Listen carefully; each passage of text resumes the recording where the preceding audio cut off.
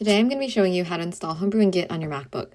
Homebrew is a package manager for Macbook, and so if you type brew and check for this on your terminal, then you'll see that it's probably not downloaded on your computer. You'll want to look up the Git download for macOS, and this page will show up, and it'll take you to this page to copy and paste the install instructions for Homebrew. This will ask you for the password.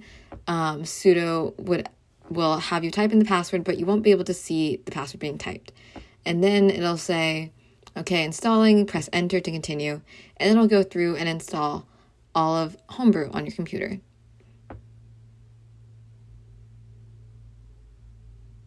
Once this is installed, it automatically may not be put onto the correct path, as you see here. So I'm checking for Homebrew. It's still not showing up in my correct path, but there should be instructions underneath the next steps that explains what you should do. This may be different depending on your computer, but here mine says eval and has me define where the path for Homebrew should be. So I copy that, paste it here in the terminal, and now Homebrew will be working on my computer. Next, I want to install GitHub. I do that by going back here on this website. It says brew install git. So I type that exactly.